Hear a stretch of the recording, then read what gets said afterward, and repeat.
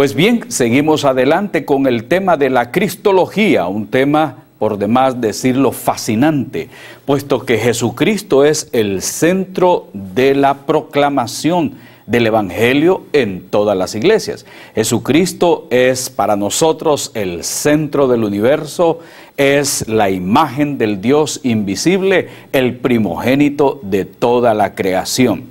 Mas, sin embargo, y esto vale la pena meditar sobre ello, no en todas las iglesias se tiene la misma visión acerca de Jesucristo. Por eso es necesario sentarnos e ir despacio.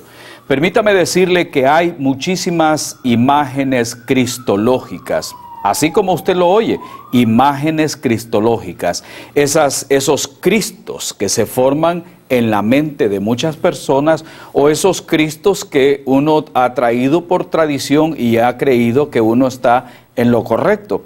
Valga la pena de mencionar algunos ejemplos así, muy sencillos. El caso del Cristo Negro, el llamado Cristo Negro de Esquipulas. Culturalmente se le atribuye también ese color de piel, culturalmente se le ha venido dando adoración a través de ciertas procesiones, ciertos ritos, ciertas costumbres que los pueblos han venido desarrollando con el paso de los tiempos. También el otro Cristo español, el que nos vino a nosotros, por un lado la espada y por el otro lado la cruz, como el conquistador. Y con el tiempo se cambió al Cristo del Nazareno, que muchos de ustedes, me imagino, han tenido la oportunidad de ver en algunas procesiones y con lo que nosotros llamamos el Santo Sepulcro. Pues bien, esas son imágenes palpables.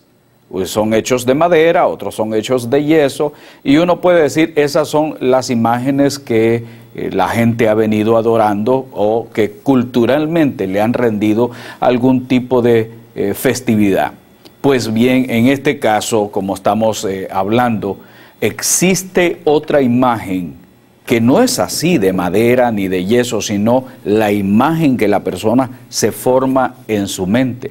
Aún el mismo Señor Jesucristo, si usted va a su Biblia, en el capítulo 16 del libro de Mateo, del Evangelio de Mateo, usted va a encontrar una pregunta que el Señor Jesucristo hizo, que es muy interesante. Dice ahí en Mateo capítulo 16, verso 13, que viniendo Jesús a la región de Cesarea de Filipo, preguntó a sus discípulos diciendo, ¿quién dicen los hombres que es el Hijo del Hombre? Ellos dijeron, unos Juan el Bautista, otros Elías y otros Jeremías o alguno de los profetas. Él les dijo, ¿y vosotros quién decís que soy yo? Respondiendo Simón Pedro dijo, tú eres el Cristo, el Hijo del Dios viviente. Entonces le respondió Jesús, bienaventurado eres Simón, hijo de Jonás, porque no te lo reveló carne ni sangre, sino mi Padre que está en los cielos. Como vemos ahí en este pasaje, ya existían imágenes de la gente acerca de Jesucristo. Algunos decían, él es Jeremías, otros decían, es uno de los profetas, otros decían Juan el Bautista. Las opiniones eran variadas. Así también en la historia, en los seminarios, en las universidades, donde se estudia teología, también se habla de lo mismo en este caso. Por ejemplo, en algunos lugares se habla de lo que se llama una cristología de atrás, que es la que tiene que ver con los profetas, con la proclamación de ellos acerca de quién sería el Mesías, la visión del Mesías que tenían ellos, ese mensaje que ellos daban, que pronto vendrá un libertador. Todo lo que nosotros encontramos como el anuncio de quién sería el Mesías es lo que nosotros llamamos una cristología de atrás. También nos referimos al Jesús, como lo vemos en algunos lugares que se han escrito tantísimos libros, se habla de un Jesús de la historia, el Jesús de los evangelios, el hombre de carne y hueso que pasó por aquellas comunidades en aquellos tiempos, en su tiempo, el Jesús que proclamó, el Jesús que predicó el reino de los cielos, el Jesús que sanó a los enfermos, que echó fuera de los demonios. De ese Jesús se le conoce como el Jesús de la historia y algunos lo llaman también una cristología de abajo. Al hablar de una cristología de abajo, también existe lo que se llama una cristología de arriba. Como nos hablan muchos de los teólogos, ellos nos hacen ver que la cristología de arriba es aquella de la cual los apóstoles siempre estaban predicando. Ya no se hablaba del Jesús que andaba haciendo los milagros en las aldeas, en las provincias, sino ahora se habla ya no de ese Jesús, sino del Cristo del cual se predica, del Cristo del cual se proclama, del Cristo que ascendió a los cielos, que está sentado a la diestra del poder de Dios, a la diestra del Padre. Se habla del Cristo que fue entronizado y que pronto regresará. Eso es lo que se llama una cristología de arriba. Dependerá mucho de los predicadores el escoger si harán énfasis en lo que los profetas dijeron en el Antiguo Testamento, o si alguno de estos predicadores hará énfasis en el Cristo del Apocalipsis o del que Pablo predica, o en algunos casos otros escogerán la cristología de abajo, que tiene que ver mucho con el Jesús de la historia, con quién se identificó él. Pues bien, muchas veces lo que ha sucedido con el paso del tiempo es que la ideología del momento, por así decirlo, aquellas ideas que pesan más en las iglesias, aquellas corrientes por las cuales pasan las iglesias, porque déjeme decirlo que también, así como hay modas en el vestuario, dentro de las iglesias también está lo que podríamos llamar las modas. Hay una predicación que está de moda, que podría ser la teología de la prosperidad, en la cual se predica en muchas iglesias: venga Jesucristo y su dinero se le va a multiplicar. Eso no está en la Biblia de esa manera. Sin embargo, es una moda que está presente en nuestros tiempos. Usted podrá leer cualquier libro de historia y usted se dará cuenta que han habido corrientes dominantes. Por ejemplo, en Estados Unidos se tiene un estilo de vida muy diferente al de América Latina. En Estados Unidos usted va a poder ver el desarrollo, usted va a poder ver el desarrollo de las comunicaciones, de las vías de comunicación, el desarrollo económico, usted va a poder ver las facilidades en que una persona sale adelante, y lógicamente cuando uno entra a estas iglesias, a estas catedrales, a estos grandes templos, uno ve lo que se llaman los lujos. Entonces, muchos de los líderes desean consolidarse en esos lujos, y entonces predican de esa manera que el Cristo que está en los cielos es un rey soberano y quiere que todos sus seguidores también sean reyes y príncipes. Entonces por ahí viene todo lo que se maneja desde esa perspectiva, la predicación acerca de Jesucristo. Sin embargo, en América Latina, en nuestros países, puede ser en Cuba, usted puede hablar de Guatemala, usted puede ser de El Salvador, puede ser de Colombia, de cualquiera de nuestros países en América Latina, usted va a encontrar ahí tremendos caseríos sumergidos en la pobreza. Hay una gran diferencia entre los templos que tenemos en América Latina y los templos que hay en los países del primer mundo. Entonces las predicaciones son muy diferentes. Más sin embargo, de los Estados Unidos hay una fuerza muy poderosa de esa corriente que hace que muchos de estos pastores quieran imitar el modelo norteamericano, o muchos de Estados Unidos o Europa quieren imponer su pensamiento teológico en los pastores de América Latina. Entonces nosotros vamos a tratar de ir estudiando todas estas situaciones que se presentan para llegar a conocer a ese Cristo de las Escrituras, que no está revestido de la ideología teológica ni del pensamiento de pastores que toman las cosas en forma literalista, o de aquellos que manipulan la palabra del Señor. Para ustedes son todas estas clases, las hemos preparado para que usted pueda crecer siempre en el conocimiento y en la gracia de nuestro Señor y Salvador Jesucristo. Veamos un poquito lo que podría suceder antes de la encarnación.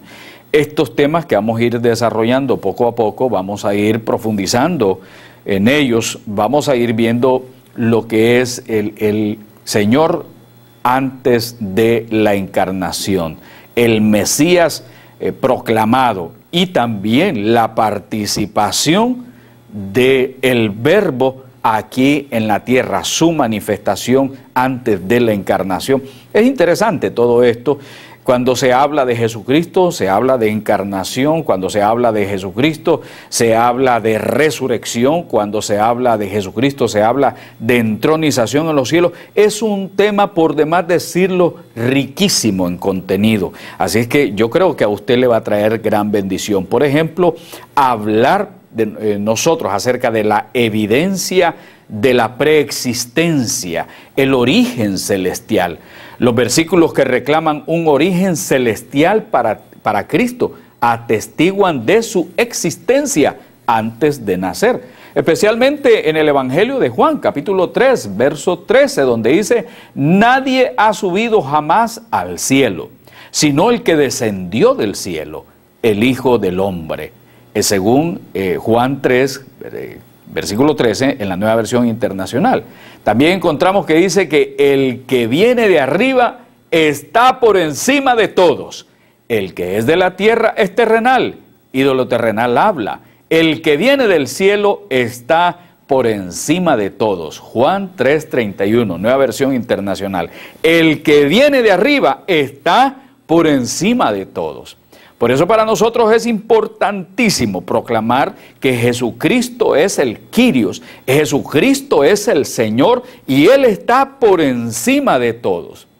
Y en este caso hay muchas organizaciones religiosas en las que consideran más lo que se llama la homolatría, es decir, la adoración excesiva hacia el ser humano, más que al verdadero Jesucristo. Y esto es un tremendo error. Jesucristo está por encima de todos. A Él se debe nuestro amor, a Él se debe nuestra entrega, a Él se debe el sacrificio, a Él se debe la alabanza, porque Él debe ser el centro de nuestras vidas. Ahora bien, en la Escritura vemos su obra como creador. Si Cristo estuvo involucrado en crear, entonces por supuesto que tuvo que existir antes de la creación. Y si no, basta con ver Juan capítulo 1, versículos del 1 al 3, donde dice: en el principio era el Verbo, y el Verbo era con Dios, y el Verbo era Dios. Este era en el principio con Dios. Todas las cosas por Él fueron hechas, y sin Él nada de lo que ha sido hecho fue hecho. Como ustedes pueden ver, su participación directa en la creación señala su preexistencia. Basta con leer también Colosenses 1:16, que dice: porque por medio de Él, observe bien, porque por medio de Él fueron creadas todas las cosas en el cielo y en la tierra, visibles e invisibles, sean tronos, poderes, principados o autoridades. Mis amados, Él es el que está encima de todo.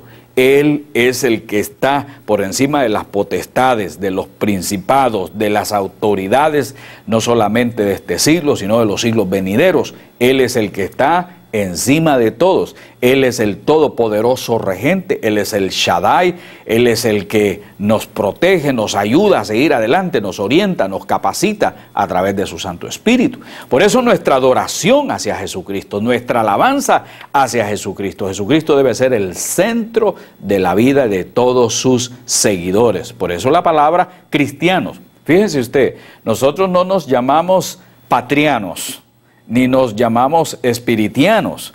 Basta con decir que nos llamamos cristianos, porque el que honra al Hijo, honra al Padre. Y el Espíritu Santo nos ayuda a hablar de las bondades, del poder, de la gracia, de la justicia, de la redención, de la salvación que en Jesucristo nosotros tenemos. Así es que veamos qué dice Hebreos capítulo 1, verso 2. También dice: en estos días finales nos ha hablado por medio de su Hijo.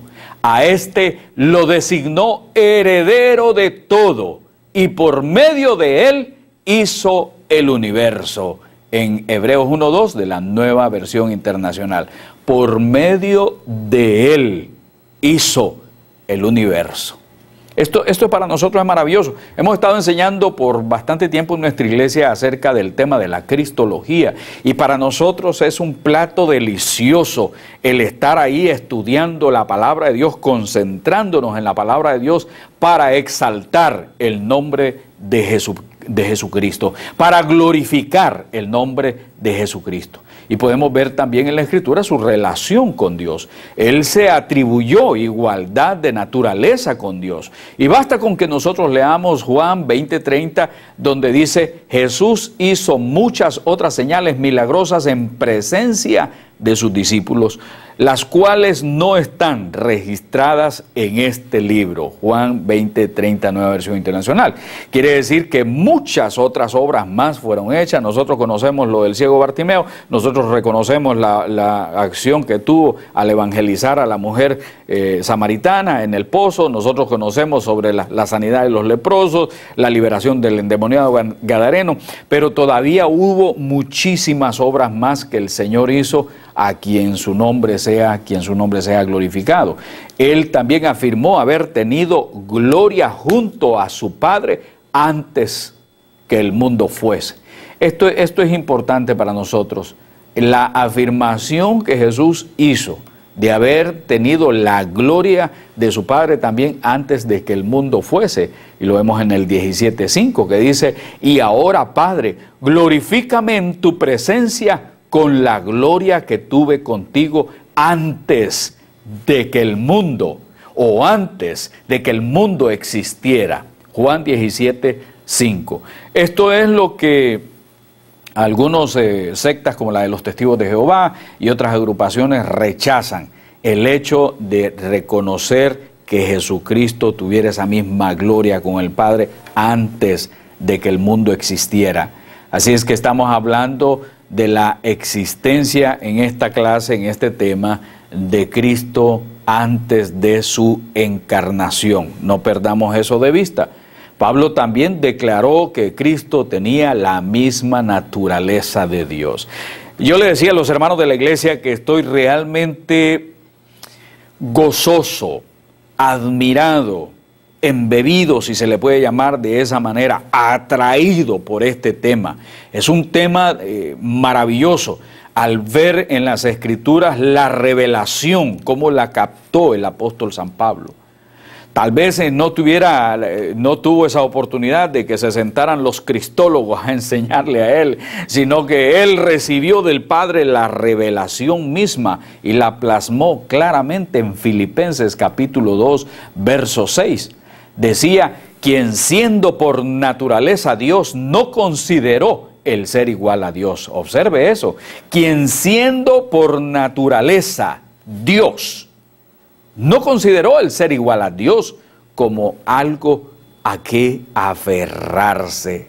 Él se despojó de sí mismo, que en griego se le llama la kenosis, se despojó. Y así lo vieron los apóstoles también, que Él estaba antes de la creación.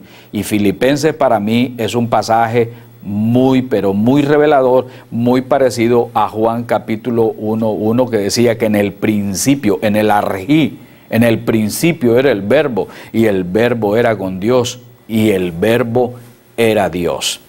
Algunos en Biblias torcidas, como la de los atalayas y todas estas otras organizaciones, le meten un Dios. No, ese un no existe ahí. Eso nada más fue una parte inventada que le colocaron en la Biblia, pero la palabra del Señor lo dice claramente: en el principio el verbo era con Dios y el verbo era Dios.